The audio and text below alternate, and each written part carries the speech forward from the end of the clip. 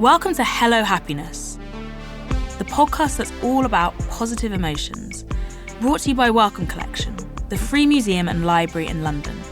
Wellcome likes to challenge how we think and feel about health. I'm Moya Lothian-McLean, a journalist and podcaster, and I've got a question for you. When was the last time you felt utterly tranquil? I'll give you a moment to think about it.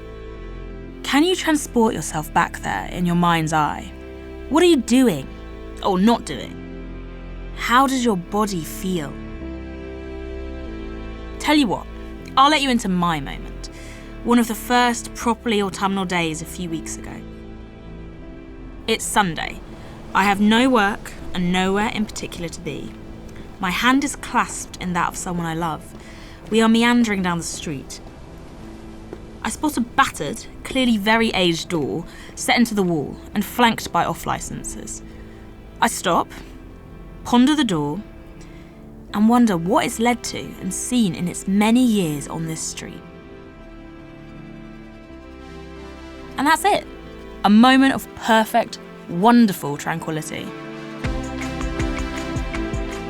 In this episode, as you may have guessed, we are searching for an oasis of calm, taking the Wellcome Collection's Tranquility exhibition as a point of inspiration. I want to know if tranquility is always synonymous with nature and silence, the way it's been framed by everyone from romantic poets to digital mindfulness apps. What does it mean to achieve tranquility in our busy, modern lives? Is tranquility necessary for our health? And how can we carve out tranquil pockets of time amid the bustle of the everyday? Join me as we attempt to block out the noise and discover what tranquility really is.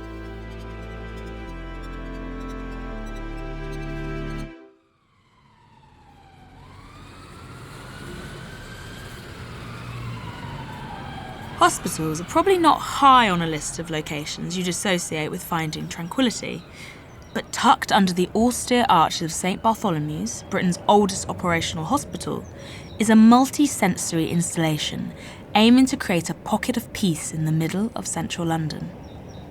Duck into the north wing at St Bart's and you'll find yourself surrounded by vivid pictures of ancient forests and this accompanying soundscape.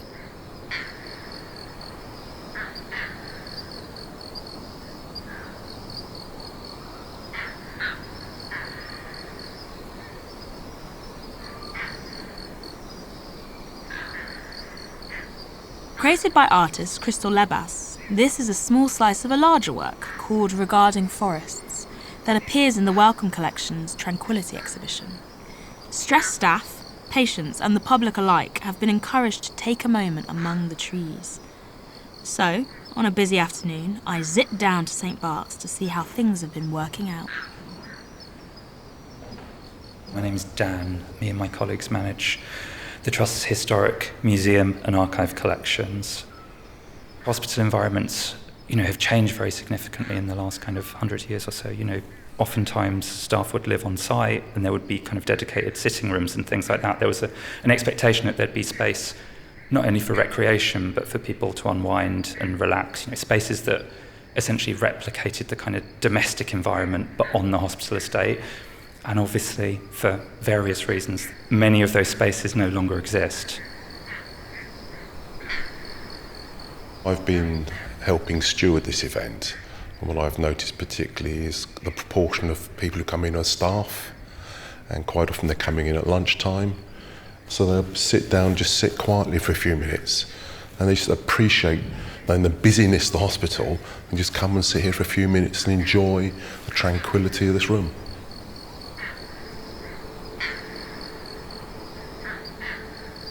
I'm Dr Anna Bukowski and I'm a clinical psychologist at Bart's Heart Centre. When in lockdown, was that difficult for you? It was very rare to be in this area and for it to be peaceful, so I would sometimes just go and look at St Paul's Cathedral from the outside with no other person in sight. It was actually a very emotional moment because we were carrying a lot here. I remember just looking at it and seeing the really thin columns that are holding it up, and I felt really emotional. I think it represented the fragility, something enormous we were all trying to hold.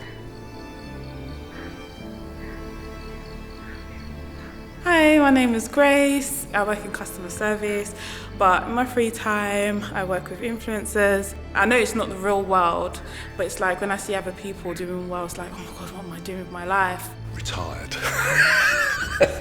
That's what I did to handle stress. I retired. What would you say tranquility means to you? Personally, either sitting, looking at nature, or listening to the sea, or listening to some music. Those are things that help me be tranquil. Do you think of yourself as a relaxed person? I have mechanisms to take myself to a mind space where I can start with a blank canvas.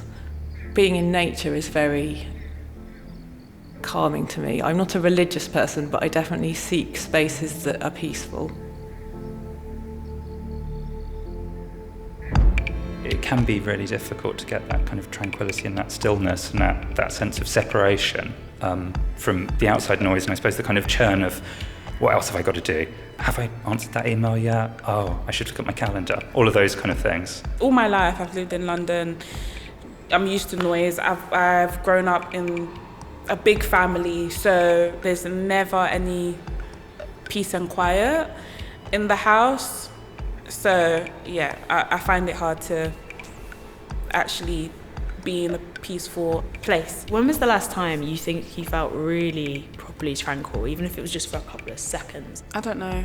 I don't know how to answer that because I haven't really had the time, unless I'm on holiday, which I haven't been on holiday for like a year and a half due to COVID and everything. But I can't really put my finger on when I actually felt this way.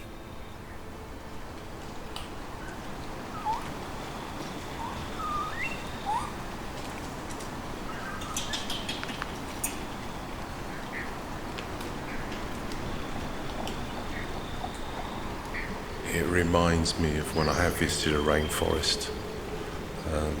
The major difference is this is a bit colder than the rainforest I visited, but the sounds are very authentic. And that's a sudden unexpected call from behind you. But it's not alarming because it's part of this, it's natural. And of course the smell that you and I can smell also emphasise that as well. You know, that smell of a wet forest. I think it helps to have a space like this where people come to. Certainly organisations I've worked for in the past, we've had quiet rooms. Sometimes they're called prayer rooms, sometimes they're called first aid rooms. Just places people can go when they need to just sit and think.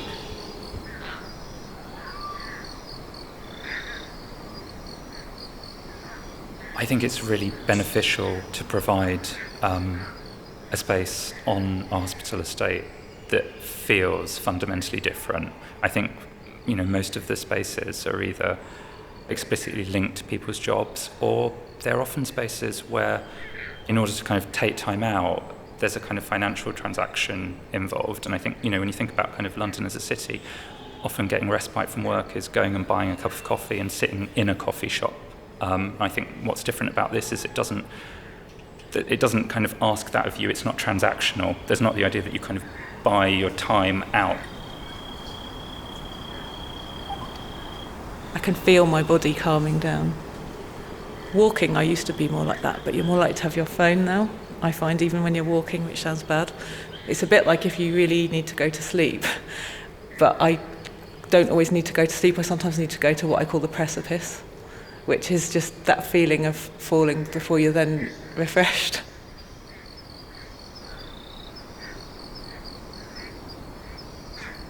Felt like I went to sleep. Peace, no stress. Yeah, just wilderness, fresh air, and nature. As a psychologist, are you very aware of the sort of stresses of modern life? And for you, what is the answer to try and fight for tranquility and modernity? It's trying to have boundaries for things that you know cause stress, and you know, constantly looking at your phone is quite hard to not do that, but you know you feel better if you don't do it. So for me, it's about ensuring that there are moments, it doesn't even have to be very long, but just moments of stepping away from that whether it's walking and not looking at your phone, or whether it's going to something which just takes you outside of yourself. When I go on YouTube, the algorithm is always really keen to recommend me these videos that are kind of Tokyo, 11 and a half hours of rain from a tower in Shibuya and things like that. So in the absence of being able to experience those things directly, they act as a kind of digital surrogate for that experience. And I think that maybe gets to the core of a lot of kind of lived experience in 2021 in kind of late era capitalism, that it's the replica of those things is maybe as much as some of us can attain. I haven't been for a walk in the park since the beginning of the year, and I think working from home has made it even worse. There's no point for me to leave the house anymore, you know. I don't know if the past generations had this issue, but I think because social media has opened another world into seeing things differently, I think young people are feeling the pressure of having it all figured out. This generation, we lack peace.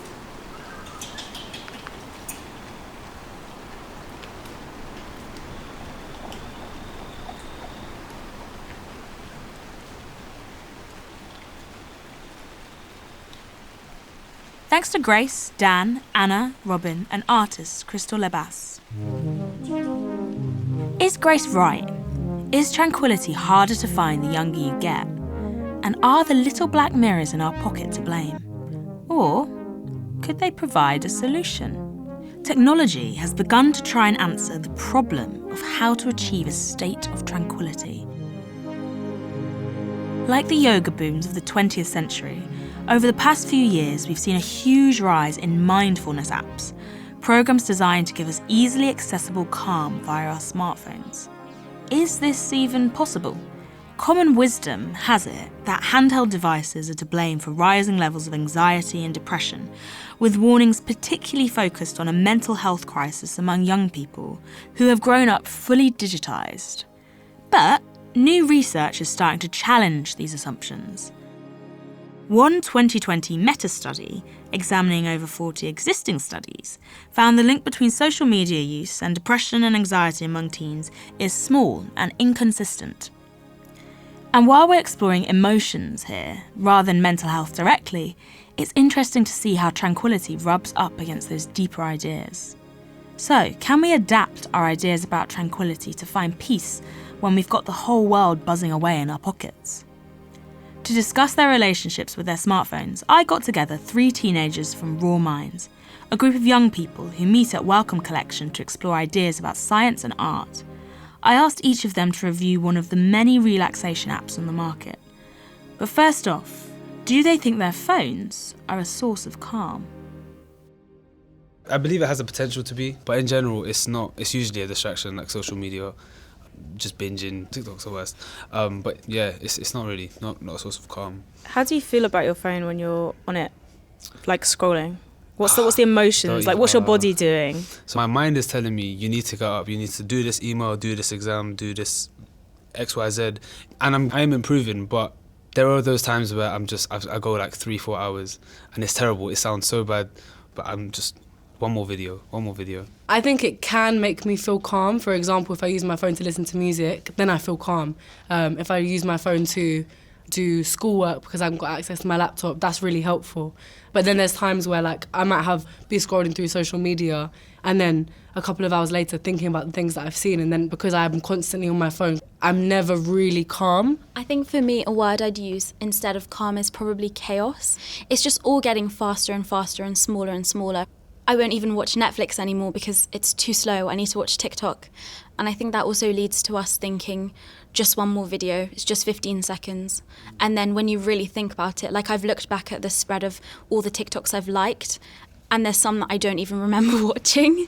When you guys envisage things that cause you anxiety and stress, is the pace of life part of that? Like, what are the main things that bring up the opposite of tranquility to you? The pace of TikTok, the pace of how quickly everything's posted and the pace of how quickly everything's moving. But that's not necessarily connected to my phone. Even when I look outside in London, I'm seeing how fast the buses go by. Time doesn't wait for anything or anybody, and that's reflected onto our phones, on the news, on everything.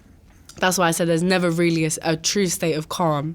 And I don't know if you can find tranquility on your phone. I think because our devices are so centralised to our lives, you know, there's apps that might help us meditate or X, Y, Z, but because it's all in the phone, it's all a space of confusion. Like I think the sleep experts say that your bedroom should just be for sleeping, not working out, not exercise or nothing. And it's the same thing with the phone.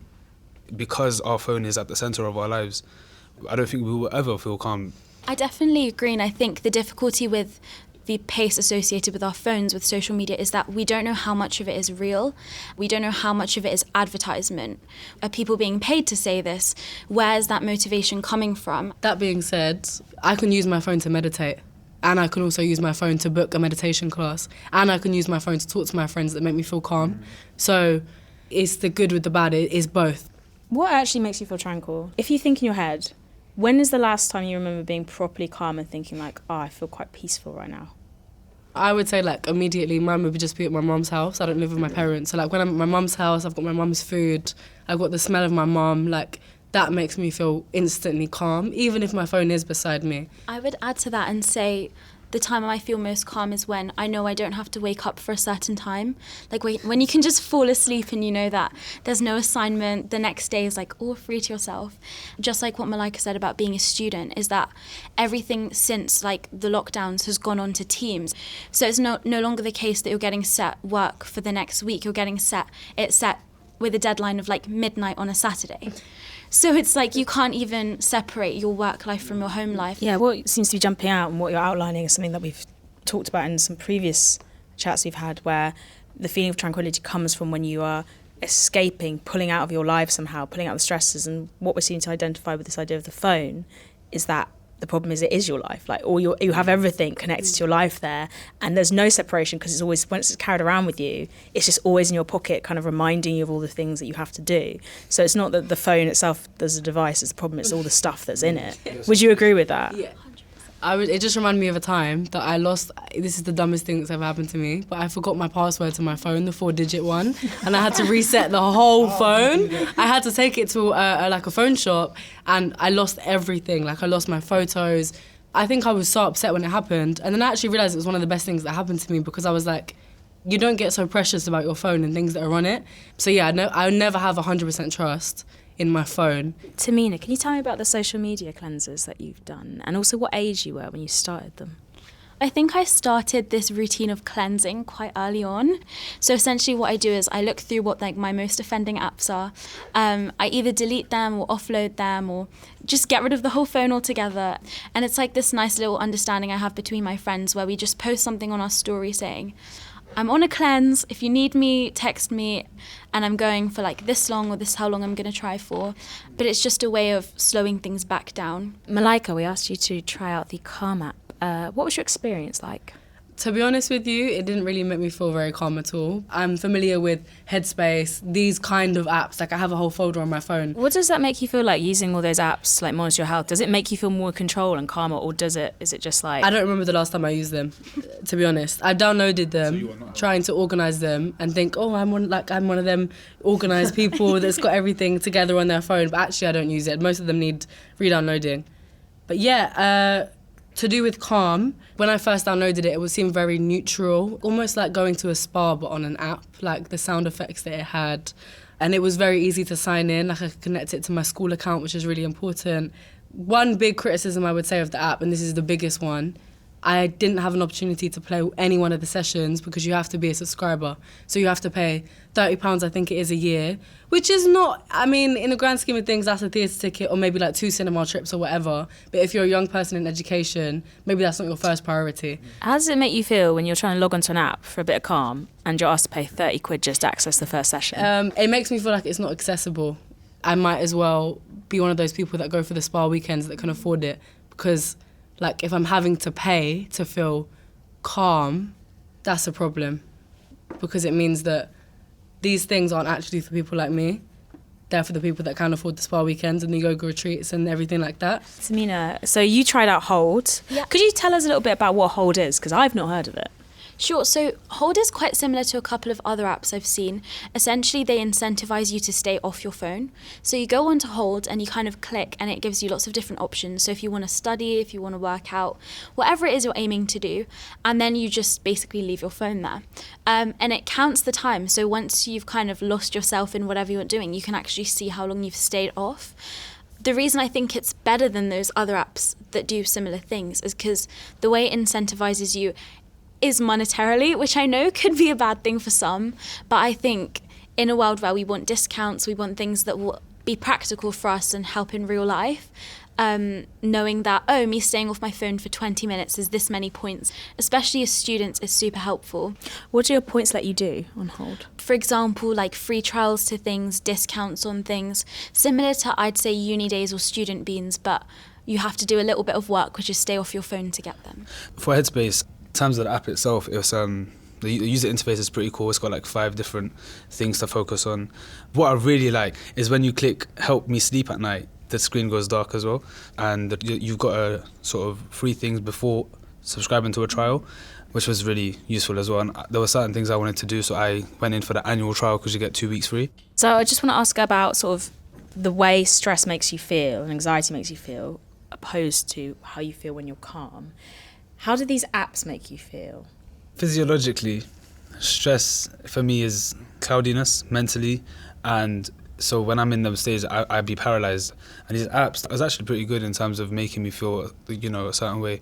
Even the colours that they use was like a nice gentle orange. It did a pretty good job of it. I think quite similarly to that, I really liked Hold in that before you started your period off your phone, you kind of got to set an intention, like what am I actually going to do with this time? So I think I have tried similar apps a lot, but I think that I will definitely keep giving this one a chance. My only difficulty is like using your phone, which is the thing causing you stress, to get yourself out. And I still find that difficult to grapple with, but I will definitely keep giving it a chance. Do you ever get a sort of nostalgia for sort of like an ideal tranquil past? Because I always have this idea in my head of the 70s, and I'm always like, wow. Before phones, basically, because I'm always like thinking pre-internet, I'm like, wow, I'd be so calm. Yeah, but I also realise the power in technology, and I know that in recent history it's been so revolutionary to get justice for so many different things wrong with the world. Tahmina, do you have any thoughts? We try and optimise our time. We try and measure your step count, wear a Fitbit or a ring that tells you how much you're breathing or how many times you woke up in your sleep. And it's all things that I just don't think we'd think about. And now that we can, we're like becoming concerned with things that don't really matter. So Malika earlier touched on how she lost her phone and everything reset. And I've got a quote from my friend here, shout out Leila. This is her quote. She goes, "How tiny we are, carrying whole universes in our little hearts, capturing pictures of the sky as an attempt to immortalize that which has always outlived us. Are you worried it will fade away? It's us who leave. The sky will stay." The sky will stay.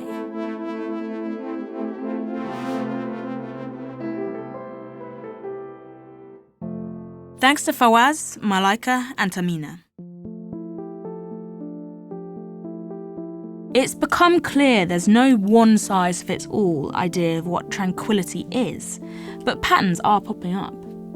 Tranquility seems to relate to the brief removal of external pressures, whether that's having a schedule perfectly aligned to what you want to do, or feeling our personal stresses made small and manageable in relation to, say, a macro picture of history. I think if we can crack just what ingredients go into the mix to produce the feeling of tranquility, we can understand better how to incorporate that into our daily lives, tailored to us as individuals. To dig into this, I headed to another hospital, Homerton University Hospital in East London, to speak to Dr Eleanor Ratcliffe, an environmental psychologist at the University of Surrey, and Keith Emmanuel, a volunteer gardener at the site and a member of Headway East London, an organisation that supports people living with brain injury. This ward here, this is the mothers and babies unit. These is all brand new plants that just been done, and it's a new garden that they actually put in. So it have to be watered at least 3 times a week. I had my injury roughly 20 years, I think, now ago. They thought I'd never walk and never talk, but I did pull through with the help of my family. Had them all behind me, looking after me. I had to sort of learn everything again. I was actually in this hospital as well, but I don't remember anything about it myself personally. That's my life at the moment. And you do gardens, don't you? I do gardenings, yeah. And I've been doing it now for coming on 4 or 5 years now. You've got red leaves, coming from this tree here. So what we're looking at is some purple flowers. We've got some grasses, and what we're also standing on is some grey paving that goes all around. There's a very calm structure, and in the middle, what's this? An olive tree?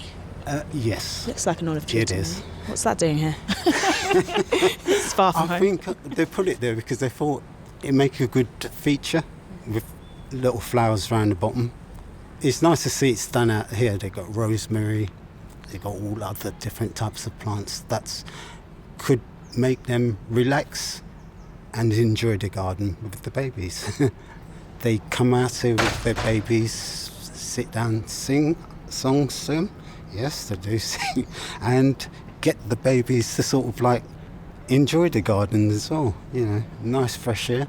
When you're gardening now, what's your mood like? It made me feel very relaxed, and I do enjoy gardening, and I like to see other people enjoy the garden that I maintain or enjoy gardening.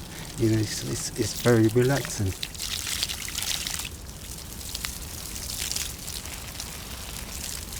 Ellie, tranquility. From your studies, what does that concept mean? I think it's a sense of being away from everyday stresses and strains, and also particularly things in the urban environment, maybe negative sounds, noise, crowding, other sources of stress. But it doesn't mean complete silence or the absence of everything. So in the space we're in, we have the presence of plants. Maybe if we were very quiet, we would hear some birds as well. So it's also the presence of these positive aspects, especially of nature, that people seem to associate with tranquility. Can you tell me what might be going on in someone's body when they sit in a garden like this or go to a very quiet space or any space where they can find that tranquility? Mm-hmm. Well, especially around nature, we know that if people have been stressed previously, maybe it's elevated their heart rate or their blood pressure or their skin conductance, so how sweaty their skin is. We know that spending time in nature or even watching nature videos can reduce those physiological signs of stress. And also there's evidence to suggest that if people have had to concentrate very hard on a computer task, for example, or some kind of office work, spending time in nature and taking a nature break can help people to replenish those cognitive abilities. When we talk about tranquility, it seems overwhelmingly like people conceive it of something based in nature, whereas in the city, we think of that as sort of the opposite. It's always the source of the stresses, even if that's not completely accurate. People have this kind of dichotomy in their head that the city is very busy, very vibrant, but also potentially quite stressful, whereas the opposite of the city we tend to think of as nature. I don't think it always has to be that way. And we're in the middle of London, but we're in a little oasis almost, and it has these elements of nature. But it also has buildings, we're surrounded by walls on all sides. So I don't think it has to be this black and white picture. And so if you're in the city, let's build on that a bit. How would you go about building up sites that might feel tranquil to you? I think it's about giving people that sense of escape or being away. So that could be a kind of an enclosed space like this, or maybe a sense of something being a secret almost, so other people don't know about it so much. And then, of course, like we were talking about, the presence of elements of nature. So we have trees and plants. It's not just looking at them, but also multisensory experiences. So the smell of the lavender, or I think Keith mentioned the rosemary as well. Even things you can touch. And also I noticed this olive tree, which, you wouldn't expect to find in London, but to me it's giving you a sense of being away from London, from the UK. It's almost like you can imagine being in Italy or Portugal when you look at this tree.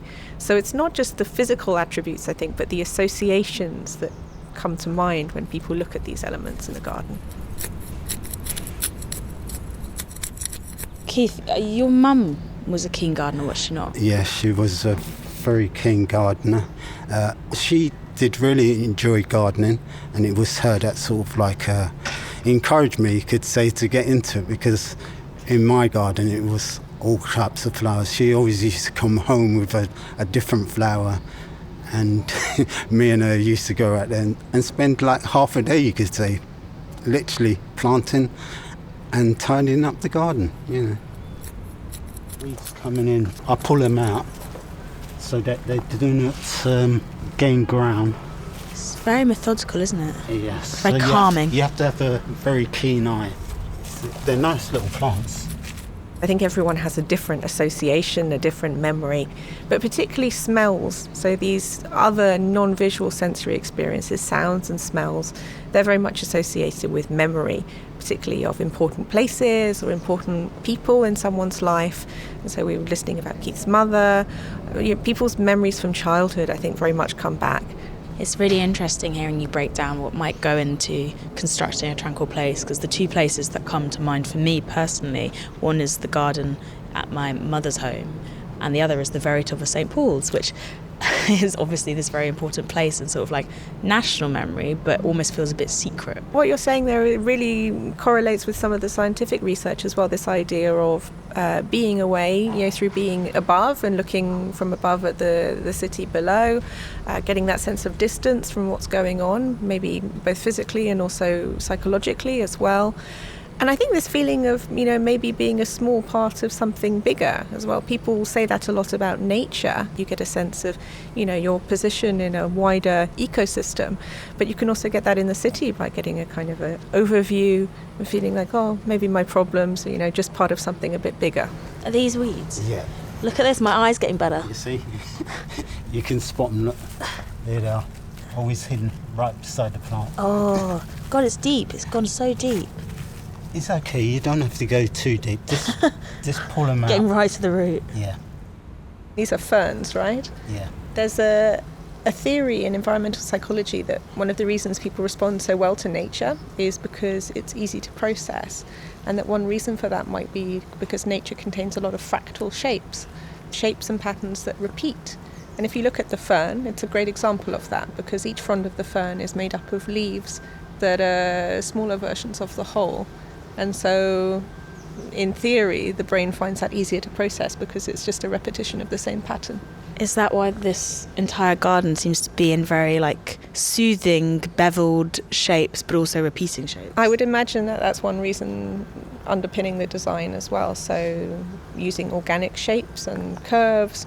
That's absolutely fascinating. I never thought about how soothing that is when I look at something and it's got the same outlines and the same shapes. Oh yeah, well this is a big area now, garden design for well-being, horticulture and healing gardens. This is really a very growing area. Do you have a favourite plant? Lavenders is really my sort of favourite. My mum used to grow a lot of lavenders and she loved them. The colours, the purple colours, and when they flower, she just loves it. And I do like lavenders myself. The smell just makes me feel so peaceful and like I could be anywhere. Right. Ellie, my question is it possible for me to hold on to the feeling of being tranquil, or is the whole point of being tranquil is it won't last and you have to sort of seek it out where you can? I'm going to be annoying and say it's probably a mix of both, isn't it? You have to try and find opportunities to bring these tranquil moments into your everyday life. There's evidence to suggest that getting around 2 hours of nature exposure a day leads to greater happiness and sense of well-being. And it doesn't matter if you get that all in one go or if you break it up into smaller chunks. But I would say it's probably easier for people in a busy city life to try and, take a 15-20 minute walk. You need to take those breaks to find something tranquil around you that's different to your everyday environment. But more than that, I think if you have a really meaningful experience, you can carry it with you in your memory, so you don't have to be in the place to make the most of the benefits you found there. My thanks to Keith and Ellie. I feel like my understanding of tranquility has been blown wide open. Tranquility doesn't just come from wandering lonely as a cloud through beautiful but isolated landscapes. It's a potent mix of sensory stimulation, memory, and even feelings of awe. What's tranquil for one person will change for the next. I might find smartphone apps don't do much for me and my lifestyle, But for a busy office worker, they could offer a vital space to grab a moment of peace while on their commute. Maybe the biggest obstacle to tranquility is access, and a feeling of not having the time or ability to go about finding it. We know health inequalities also encompass things like racial minority groups having less access to traditionally tranquil sites like green spaces. And then there's the role of class and employment. People in precarious work, who have to do several low-paid jobs to pay the bills, are likely not to feel as if they have time to find their tranquil place, even for just a few minutes a day. But if we change our conceptions of what tranquility is, then maybe we can make it more present and accessible in every day. It starts with understanding exactly what tranquility means to you. If people haven't been able to identify what really makes them feel tranquil, how can they begin to make space in their day for it? With that in mind, we're going to see you out with an immersion into the traditional side of tranquility, a meditation with a twist. In the next episode, Badisha's back and she'll be taking us forward on our ever upward emotional trajectory. Next stop, joy. As well as thinking about the pleasures of food and music, Badisha will be asking how joy intersects with race and ethnicity. And if you want even more inspiration, you've got until January 2022 to experience Wellcome Collection's season on happiness and its free exhibitions, stories, and events. Hello Happiness from Wellcome Collection is produced by Debbie Kilbride. Sound design is by Mickey Curling, original music by Solar, and the executive producer is Emily Wiles. I'm Moya Lothian-McLean, and thank you for coming with me on this journey. I hope by now that you found a tranquil space to head to, either real or in your memory. And if you need me, I'll be in mine, at the top of St. Paul's. But for now, I'm going to leave you in the restful arms of artist Rhiannon Armstrong.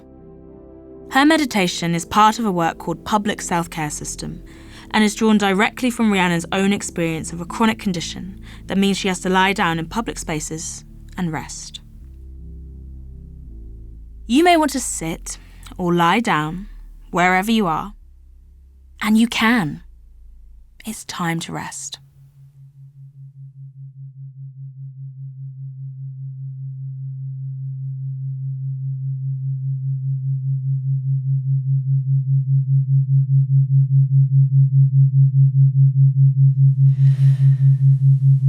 Take a look around. This is your resting place. Breathe in.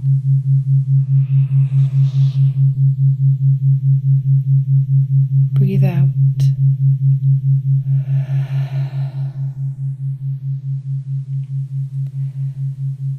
You can close your eyes if you want to.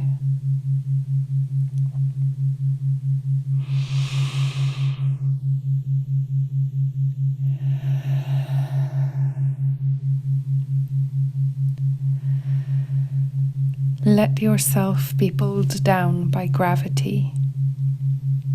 Let your body connect to the ground. Let your head be heavy. Breathe in. Breathe out. It is okay to stop. It is okay to rest. It is okay to take up space.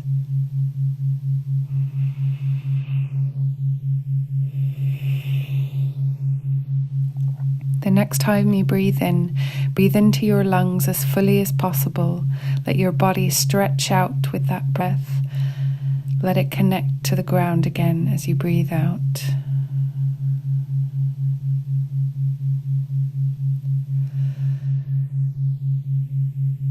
You have a right to be here. You have a right to rest. You have a right to want to rest.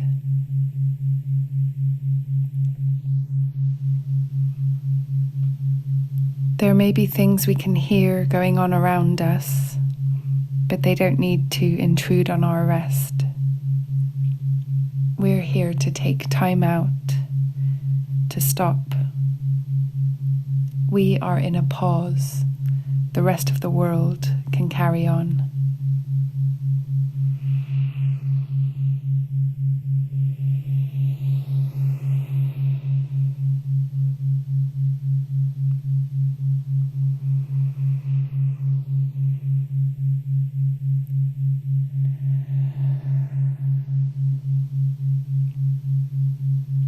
This is necessary. This is important. This is needed. I need this rest, and that's okay. You need it too. And anybody else who needs it, this rest, that's okay. We are okay to lie here. We're okay. Keep breathing and let's stay inside this pause.